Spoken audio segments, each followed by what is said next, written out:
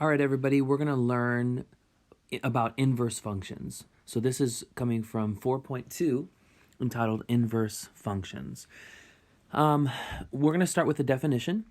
DEF here just means definition for me. A function is a set of ordered pairs such that each x value in the domain corresponds to exactly one y value in the range. Make sure you write that down, highlight that, box it, have it in a place in your notes where you can easily find it. It's really, really, really important. Now, I'm going to endeavor to draw you some pictures, especially for the visual learners, that might illustrate for us what we mean when we say something is a function. All right, so what I have for you right now is a set of numbers, 1, 4, and 7, that are domain values. And then I have a set of numbers 5, 0, and 3 that are a set of range values. Now, there is no correspondence yet. There are no ordered pairs until I define a correspondence. Now, I'm going to define a correspondence by drawing some arrows. So I'm going to say like 1 corresponds to 5, for example, and 4, I'm going to say corresponds to 0. 4 corresponds to 3, and I'm going to say 7 corresponds to 0. Okay, so you can definitely see ordered pairs, 1, 5, 4, 3, and 7, 0. All right, so my question to you would be, does this correspondence, do these red arrows here, does it define a function? And you should say, yes, it does, but because every single domain value, every single x value, meaning 1, 4, and 7, corresponds to exactly one and only one y value in the range. That is to say, 1 goes to 5, 1 doesn't go anywhere else other than 5. 4 goes to 3, 4 doesn't go anywhere else except 3. And 7 corresponds to 0, and 0 is the only value that 7 corresponds to. So this is definitely a function. We should maybe even give it a name, you know. Let's say function, I don't know, f maps values from the domain over to the range. All right, very good. So this is a function. Let me show you another example. All right, I have for you now another set domain values and another set containing range values. So let me define for us the correspondence. I'm going to say pi, the irrational number, corresponds to 8. I'm going to say 0 corresponds to 8, and I'm going to say 2 corresponds to 3. I would love for you to pause this video right here and think about this correspondence. Does this correspondence here define a function, yes or no? So see if this correspondence kind of satisfies, if you will, our definition of a function above. So go ahead and pause and think about it. All right, I wonder what you said. Is this a function, yes or no? The correct answer is yes, it is a function, because in order for it to be a function, every x value must correspond to exactly one y value. That is to say, pi goes to 8. Pi cannot go anywhere else other than 8, and it doesn't. 0 corresponds to 8. That means 0 cannot correspond to any other y value other than 8, and it doesn't.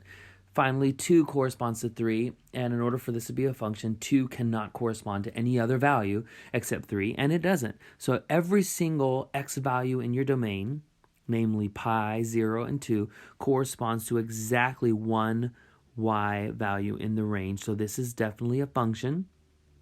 We should give it a name. I'll call it something other than f. I'll call it function g, okay? Maps or assigns x values in your domain to y values in your range. Okay, how about one more example?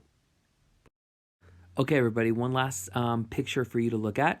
I have a set of domain values. The irrational number e, we'll learn more about that number in days to come, 6 and 1. And then I have some y values, 2, 4, and negative 3. All right, let me define a correspondence for us now. I am going to say e corresponds to 2. I'm going to say 6 corresponds to 4. I'm going to say 1 corresponds to 4, and 1 corresponds to negative 3. All right, now I am going to ask you once more to pause this video, think about this correspondence. Does this correspondence define a function, yes or no? All right, great. I hope you determine that this does not define a function. And the reason this fails to be a function is because the element 1 corresponds to more than one y value. That is to say, 1 goes to 4 and 1 goes to -3, and that cannot happen if this is to be a function. So what I'm going to do is I'm going to, next to this, I invite you to do the same. I am going to write in our notes for us that this is not a function. Then what is it? If it's not a function, then what is it? Let me be really, really clear what I'm talking about. This here is not a function.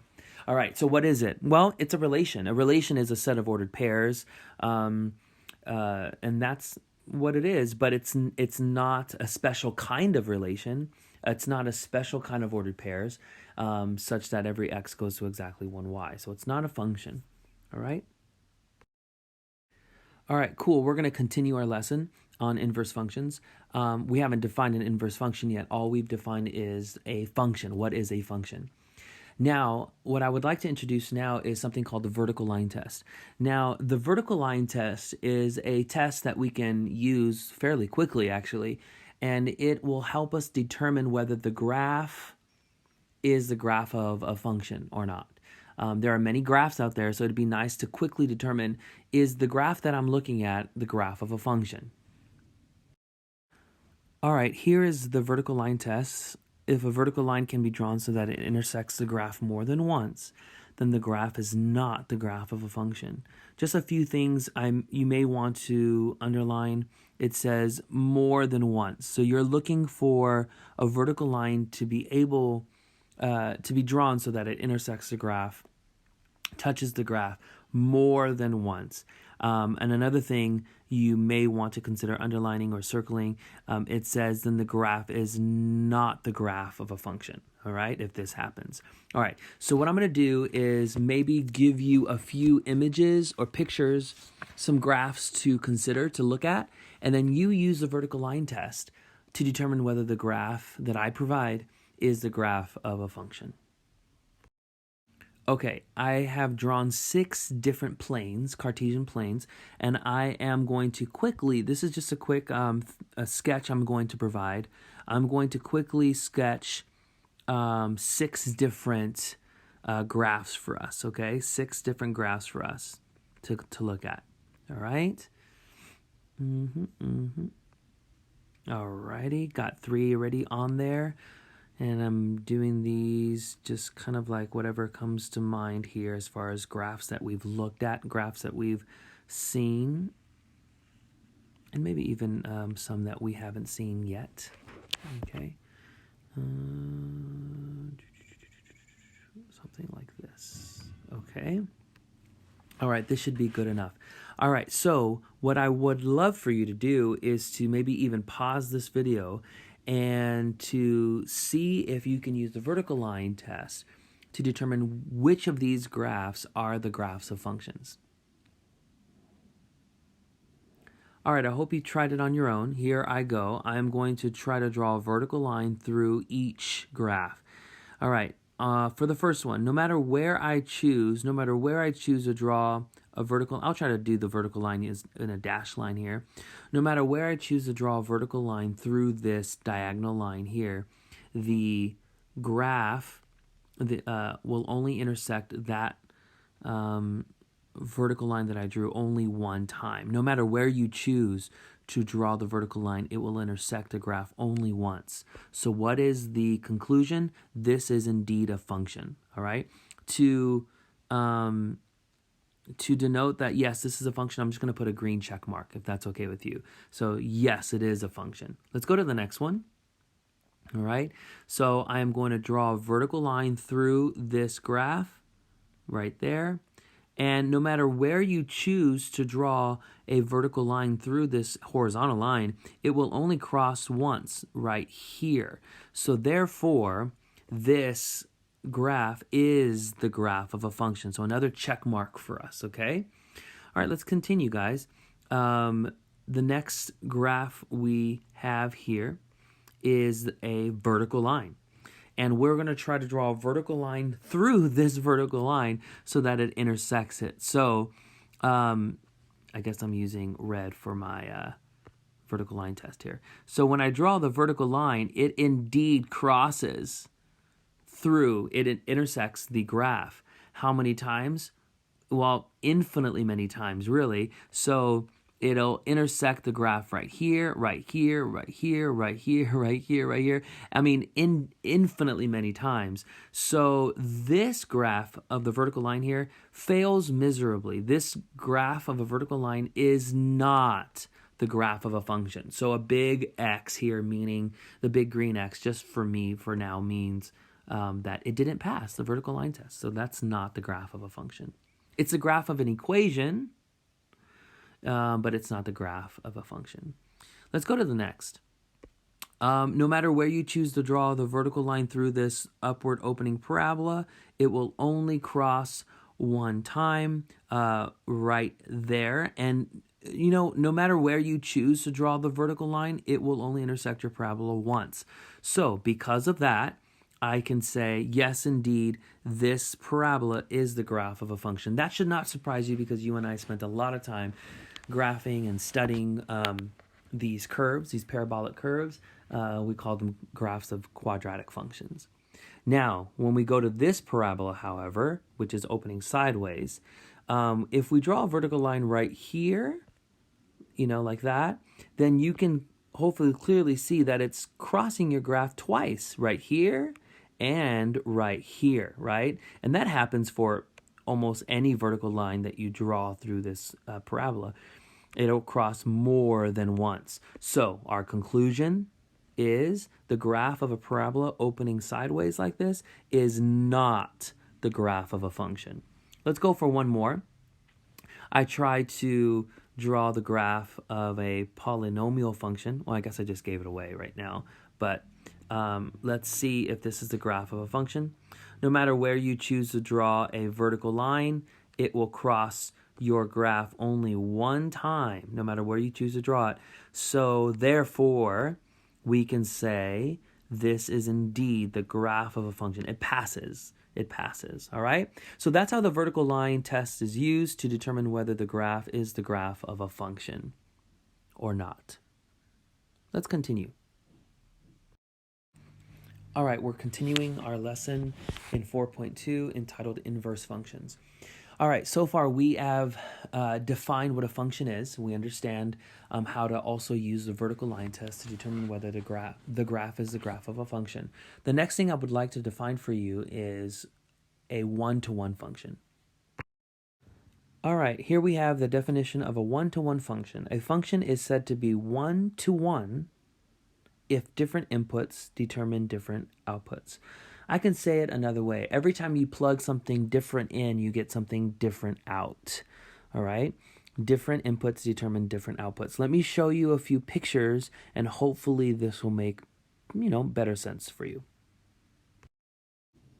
Okay, guys, I've given you a brand new correspondence.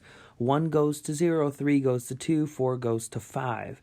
As you can recall our conversation from earlier, this correspondence indeed defines a function. Let's give it a name, shall we? Let's say this correspondence defines function f. This is definitely a function. Function f takes values from your domain and maps them to values in your range. This is a function. Now, what I would like for you to consider now is function f a one-to-one function?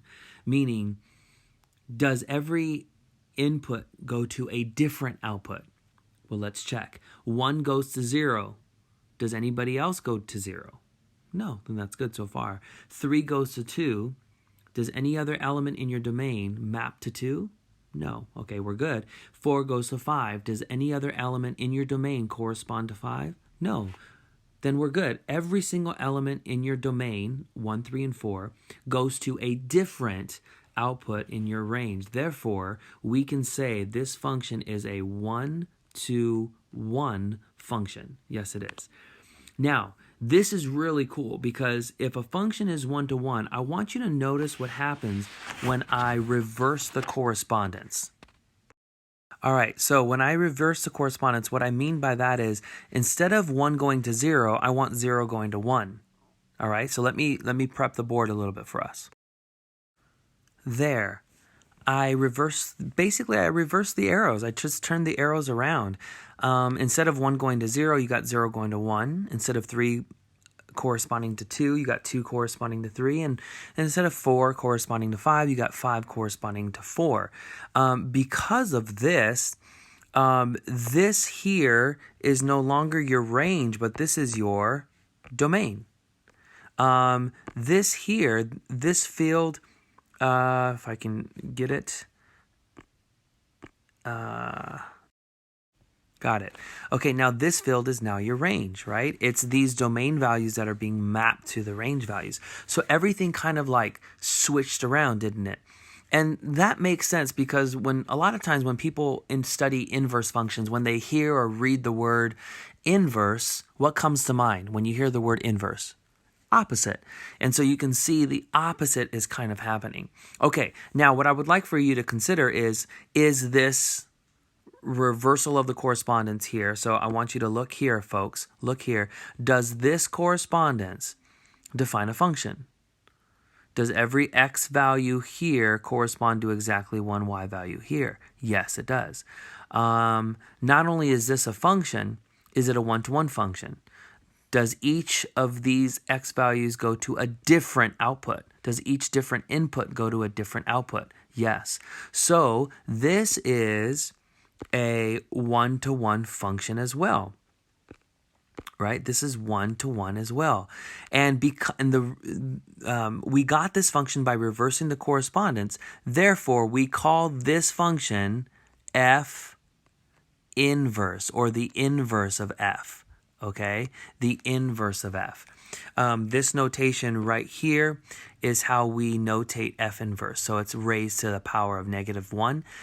So that's how we notate f inverse, or the inverse of f. And basically we got it by reversing the correspondence, turning all those arrows around. All right. I'm going to give us a formal definition for an inverse function in just a minute. But before we do, let's look at another picture, okay? All right, folks, I've given you a brand new domain, set of domain values, a brand new set of range values.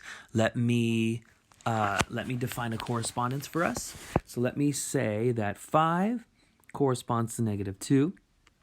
Let me say that 8 corresponds to 7.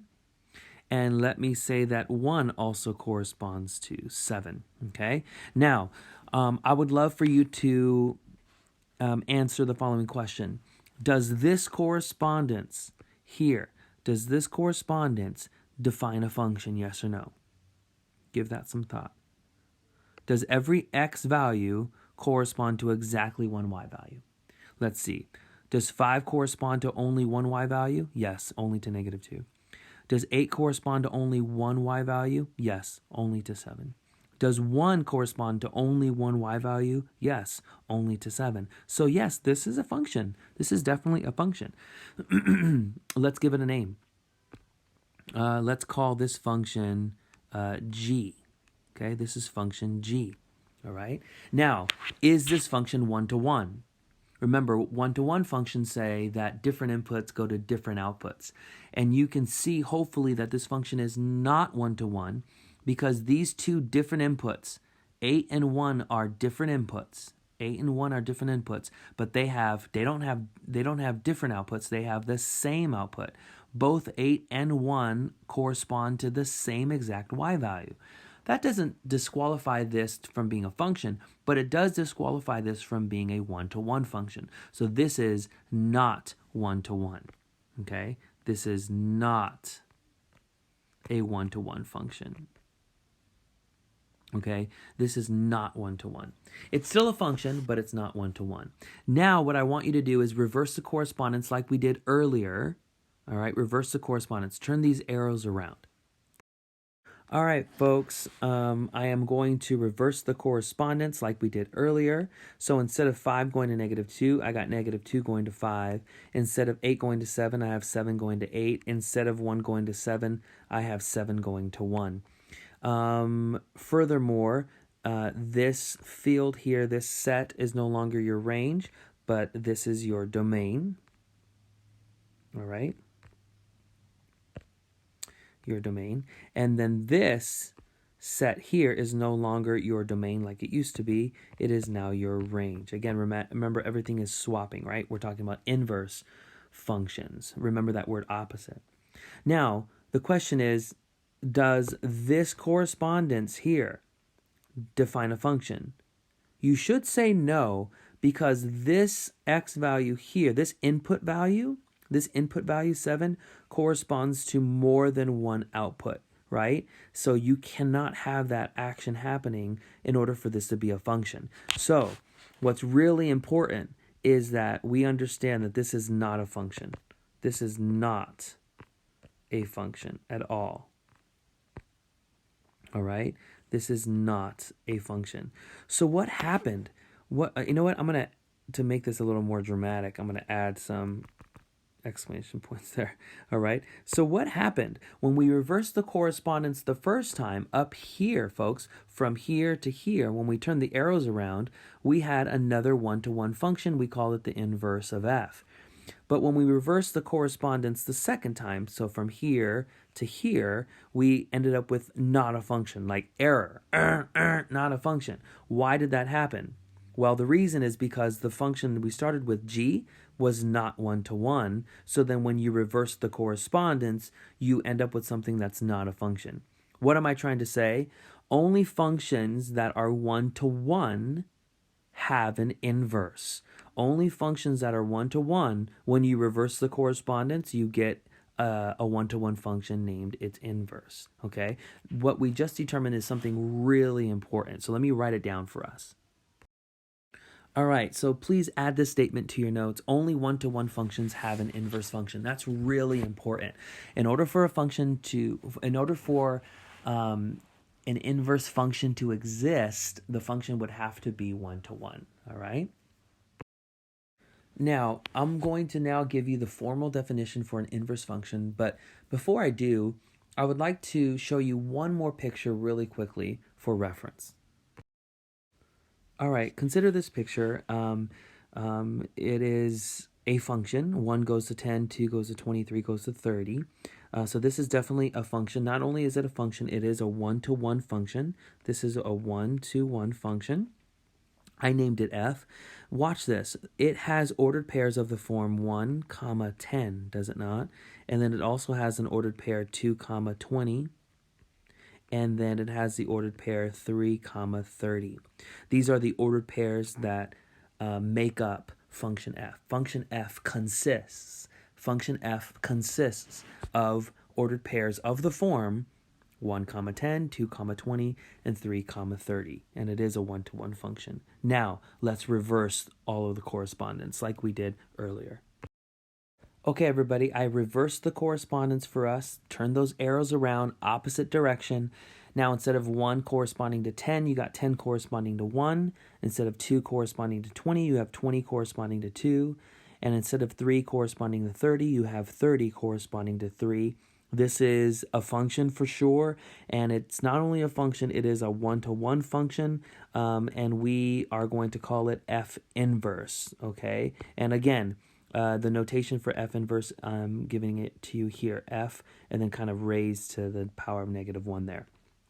Okay, and this is the point I really wanted to drive home. What are the ordered pairs that make up f inverse? So f inverse is the inverse function consisting of what ordered pairs? 10, 1, what else? 20, 2, and what else? 30, 3. So this is the point I wanted to make. So these points here, these ordered pairs make up function f. These ordered pairs here make up function f inverse, or the inverse of f. What's the relationship between these ordered pairs and these ordered pairs? The coordinates swapped. So instead of 1 comma 10, you have 10, comma 1. Instead of 2, 20, you have 22. Instead of 3, 30, you have 33. Basically, instead of x, comma y, you have y, comma x.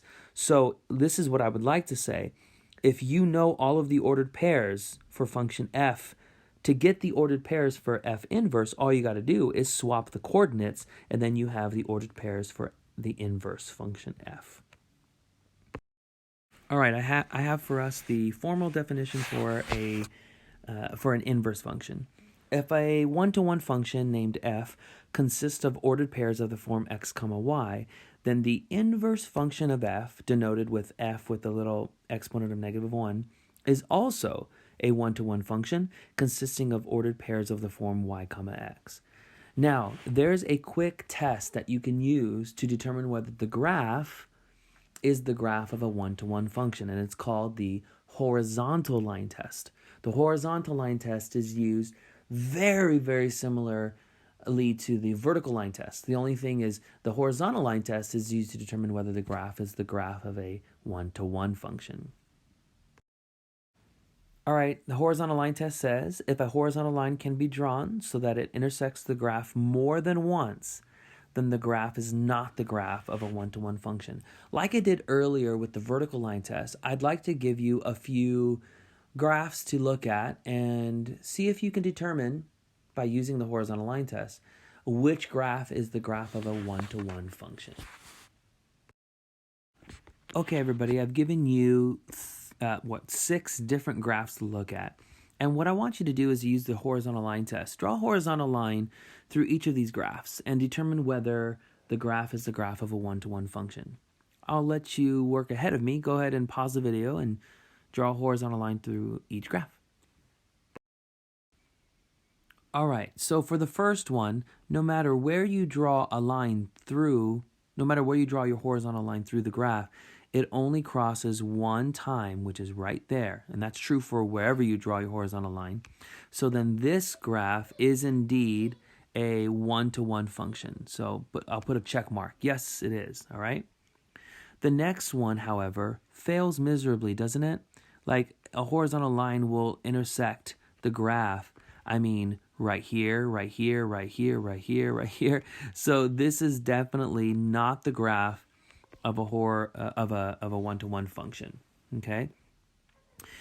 This parabola opening downward, although it's the graph of a function, it's not the graph of a one-to-one function, because your horizontal line will cross right here and right here more than once. So again, this is not the graph of a one-to-one function. This fourth graph here looks like the graph of a polynomial function that we studied. And if you draw a horizontal line through your graph here, it crosses more than once. It crosses here, here, here. Like this graph kind of fails pretty badly here. It's not the graph of a one-to-one function. The next picture, it's kind of sloppy, so excuse my chicken scratch here, but it was supposed to be the graph of a rational function. So we graph these in class. And if you draw a horizontal line through your graph, it crosses more than once. It crosses right here and right there, right? So once more, this is not the graph of a one-to-one function. Here's another rational function, but this time when you do a horizontal line, draw a horizontal line, it crosses only once, right here. So this one actually is the graph of a one-to-one function. All right, so that's how the horizontal line test works. I want to draw your attention to something. If you have a diagonal line, it will pass the horizontal line test. A horizontal line will fail the horizontal line test.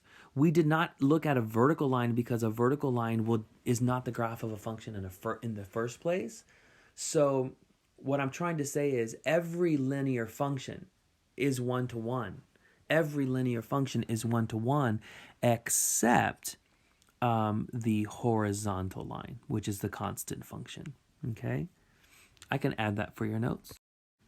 All right, go ahead and add this statement to your notes. All linear functions are one-to-one functions, except the constant function, which is that horizontal line. Very good.